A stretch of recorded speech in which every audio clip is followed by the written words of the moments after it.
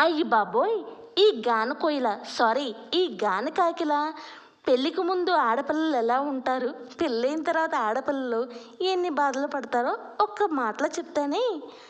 వద్దురా తల్లిగా అరే వచ్చి రాని వంటలు చేయకురా, ఆగరా బాధరా నువ్వు వెళ్ళెళ్ళి చెత్తలో పడేకురా, పెళ్ళికి ముందు వంట వచ్చు అని అరి చెప్పద్దు కర్మకాలి, మోమాట పోయారు ఇక మీ పని గోవిందా, అరే వంట గది అంటే ఒక ఊబిరా, జన్మంతా నువ్వు బయటికి రాలేవురా, దీన్ని బట్టి నీకు ఏం తెలిసింది, no cooking a be happy హా, no cooking a be happy yes yes.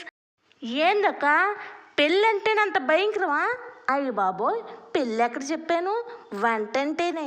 మరి నువ్వు కూడా అన్ని బాధలు పడుతున్నావు అక్క? అబ్బే మనకేం అంత బాధ రాదు, చిన్నప్పటి నుంచి వంట చేయడం కూసంత ఆతృత ఎక్కువ. నేను చదివేటప్పుడు కూసంత చదువు మీద కన్నా తిండి మీద బాగా ధ్యాస పెట్టినట్టుకున్నా, అందుకే వంటలో తెరిపి ఉన్నా. మరి మన డబ్బా మనం కొట్టకూడదు కానీ నాకు వంట అంటే భారం కాదు బాధ్యత. ఎందుకంటే బయట రెస్టారెంట్లో అయినా ఎక్కడైనా చెత్త చెదారం అన్నీ కలిపేస్తుంటే ఇంకా మనకి భారం అనుకున్నా కూడా బాధ్యతగా తీసుకుంటేనే ఎంతగా కొంతకాలమైనా బతుకుతాము.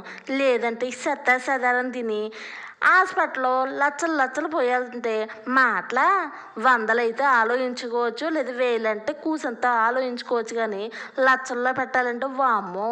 అందుకే కడుపు నిండా తిన్నామనుకో కూసంత ధైర్యంగా ఉంటాం. ఇప్పుడు మొత్తానికి ఒక రెసిపీ తీసుకొచ్చాలే, అదే నిన్న నేను చెప్పాను కదా చిటికలో చేయండి గుడుకమంటే మింగండి అని. ఇదే దీన్ని బాదుషా అంటారు మా ఊళ్ళో. నేను ఇట్టాగే చేస్తాను, మీరు కూడా మీకు నచ్చితే ఇట్టాగే చేయండి. కానీ తిన్నారంటే నవ్వడం కాదు మింగి పక్కన పెడతారు, అంత టేస్టీగా అంత జ్యూసీగా ఉంటుంది. మరి మాటలా చెప్పేదేమో అమ్మ బాబోయ్ అనేలాగా ఉన్నా చేసేది మాత్రం కమ్మగా ఉండిద్ది. అంత జ్యూసీగా అంత కమ్మగా ఉండాలంటే ముందు వీడియో చూడాలిగా మీరు. నా సోది అక్కడితో ఆపేసి ఇక్కడ మొదలు పెడతానే. నేను ఇప్పుడు బాదుషాకి కావాల్సిన పదార్థాలు, ఇప్పుడు నేను ఒక 1/2 కేజీ మైదా పిండి తీసుకున్నాను.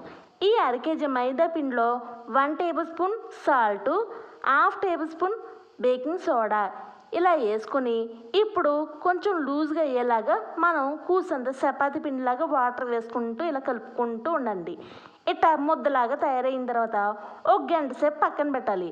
ఇట్లా పెట్టారంటే పైన కూసంత పేడలా కట్టింది కదా, అందుకనే ఇలాగా కొద్దిగా 1 టేబుల్ స్పూన్ వరకు నూనె అనేది ఆ పిండి మీద కూసంతా అప్లై చేయండి. ఇట్లా మొత్తం ఆ నూనె అది కూసంతా తగిలించిన తర్వాత ఇక దాని మీద మూత వేసి 1 గంట సేపు పక్కన పెట్టండి. ఫ్రిడ్జ్లో పెట్టకండి, బయటే పెట్టండి.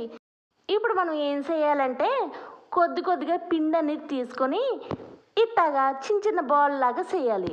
మరి చేయాలని చూసారా బంకలాగా ఎంత అతుకుపోతుందో, అందుకే నూనె ఏమి అప్లై చేయకుండా ఇట్లాగా పొడిగా మనం మైదా పిండి కూసంత జల్లుకొని చేతి మీద తర్వాత ఇలాగ ఉండలాగా చుట్టుకుంటూ ఉంటే చూసారా అతుకుతుందా, లేదు కదా, పర్ఫెక్ట్గా తయారైంది.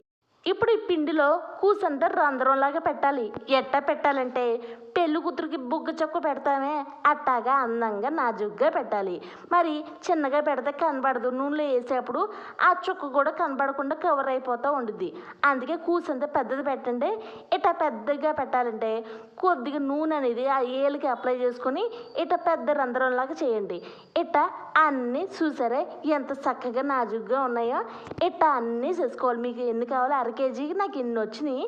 ఇన్నిట్లో ఇలాగే మధ్యలో ఇలా చుక్కలు పెట్టుకుంటూ వెళ్ళాను. చూసారా పెద్దదే పెట్టండోయ్. మరి చిన్నగా పెడితే మీరు నూనెలో వేయించేప్పుడు మాత్రం అసలు ఆ చుక్కే కనబడదు, కవర్ అయిపోతూ ఉంటుంది. అందుకే అన్నిసార్లు చెప్తున్నాను. ఇట్లా వేసుకున్న తర్వాత ఇప్పుడు డీప్ ఫ్రైకి సరిపడినంత ఆయిల్ వేసుకోండి. ఇట్లా బాగా హైలో ఉన్నాక ఇక ఈ ఒక్కొక్కటి వేసేటప్పుడు మీరు సన్న మంటలోకి వెళ్ళిపోవాలి. మరి పెద్ద మంట పెడితే మాడిపోయి లోపల మాత్రం పచ్చిదనం అట్టాగే ఉండిద్ది. ఇప్పుడు 1/2 కేజీకి మీకు ఎన్ని బాల్స్ వచ్చినాయో అవన్నీ నూనెలో దోరగా నీట్గా 2 వైపులా గోల్డ్ కలర్లో వచ్చేలాగా వేయించుకుంటూ ఉండండి. ఇట్లా తిప్పుకుంటూ ఉంటే ఈ కలర్లో వచ్చింది. ఇప్పుడు వీటిని ఒక్కొక్కటి తీసేసి వేరే ప్లేట్లో పక్కన పెట్టేయండి. ఇప్పుడు మీరు ఏం చేయాలంటే అర కేజీ మైదా పిండికి అర కేజీ షుగర్ వేయాలి. అప్పుడే మీకు అర కేజీ మైదా పిండికి పర్ఫెక్ట్ అయిన ఈ షుగర్ అనేది సరిపోద్ది, అర కేజీ షుగరు. అప్పుడే మీకు తినటానికి కూడా పర్ఫెక్ట్గా జ్యూసీగా ఉండిద్ది. లేదు తక్కువ వేసినా ఎక్కువ వేసినా అంత ఇదిగా యావరేజ్గా ఉండిద్ది. మళ్ళీ షుగర్ పేషెంట్లు అయితే ఇలాగా షుగర్ కాకుండా బెల్లం యూజ్ చేయొచ్చు. ఇప్పుడు ఏం చేయాలంటే ఒక 5 యాలక్కాయలు దంచుకొని దాంట్లో వేసేసుకోండి. ఆ షుగర్ మీద వేసుకొని ఇప్పుడు కూసంత వాటర్ అనేది తగిలియండి. ఎంత తగిలియాలంటే వాటరు మనకి ఇవి మునగాలి, ఏం కదా ఆ ఏపిన ముక్కలన్నీ ఇలాగా ఆ షుగర్ సిరప్లో బాగా మునగాలి, అంతలాగా వేసుకోవాలి. అప్పుడే మీకు మొత్తం పట్టిద్దమ్మా. లేదంటే కొద్దిగా వేస్తే మీరు పద్దాకా అడ్జస్ట్మెంట్ చేసుకోవాలి. అది కాకుండా పైకి కిందకి మాత్రం సిరప్ అనేది తెలియద్ది, మధ్యలో మాత్రం అట్టాగే ఉండిద్ది. షుగర్ సిరప్ అంటకుండా ఇట్లాగా కూసంత ఎక్కువగానే వేసుకోండి వాటర్ అనేది.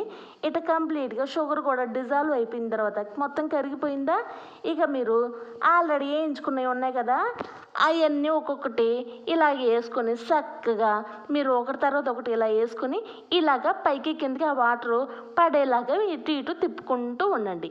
సరేనా? ఇక ఇంతే, మనకి బాదుషా చేయడం చాలా సింపుల్. ఇప్పుడు ఇలాగ నీళ్ళు ఖచ్చితంగా ఒక 3 గంటల వరకు ఇలా వదిలేయండి. అప్పుడే మనకి జ్యూసీగా పర్ఫెక్ట్గా ఆ నీళ్ళు సిరప్ అంతా ఇలాగా ఆ బాదుషా మీద పడి చక్కగా నీట్గా ఉండేది. మనం తినేటప్పుడు జ్యూసీగా ఉండేది. చూసారా? చూడ్డానికి చాలా చక్కగా ఉంది కదా. ఒకటి చెప్పానే ఇట్లాగా మధ్యలో చూడండి గ్యాప్ ఎంత ఇచ్చినా కూడా ఇట్లా కవర్ అయిపోతూ ఉండిద్ది. దాన్ని బట్టి మీరు ఎంత పెట్టాలో దాన్ని బట్టి అర్థం చేసుకోండి. అందుకే చెప్పింది నేను. ఇప్పటికైనా అర్థమైందా? పెద్దవాళ్ళ మాట సర్ది మూట అన్నట్టు ఇట్లాగా చెప్పింది చక్కగా వినండి.